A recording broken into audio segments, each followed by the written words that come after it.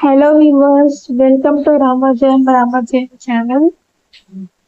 கூந்தல் செழித்து வளர தேநீர் வடிகட்டிய பின் கொஞ்சம் தேயிலை தூளில் எலுமிச்சம் பழ சாற்றை பிழிந்து தலையில் தேய்த்து நன்றாக ஊறியதும் குளிக்க வேண்டும். நார்ச்சத்து அதிகமுள்ள இயற்கையான பச்சை காய்கள், கனிகள், கீரை வகைகள் இவைகளை உணவில் அதிகமாக சேர்த்து கொள்ள வேண்டும்.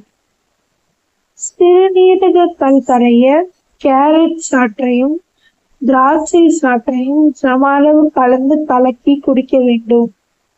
பிரண்டையை அடிக்கடி உணவில் சேர்த்து கொள்ள வேண்டும்.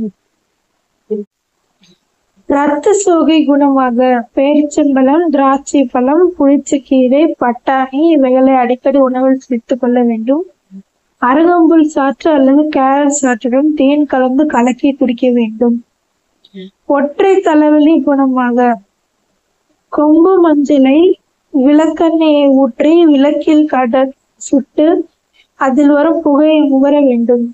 வசம்பை தூளாக்கி அதில் தண்ணீர் கலந்து கூழாக்கி காய்ச்சி வெதுவெதுப்பான பக்குவத்தில் நெற்றியில் பற்று போட வேண்டும். உடல் எடை குறைய ஒரு டம்ளர் வெந்நீரில் 1 டீஸ்பூன் தேன் கலந்து கலக்கி காலையில் வெறும் வயிற்றில் குடிக்க வேண்டும். கொள்ளு ரசத்தை வாரத்துக்கு 2 நாட்கள் உணவில் சேர்த்து கொள்ள வேண்டும். தலைவாரும் சீப்பை சுத்தம் செய்ய துணி துவைக்கும் போது வரும் சோப்பு நுரையை பயன்படுத்தி சுத்தம் செய்ய வேண்டும்.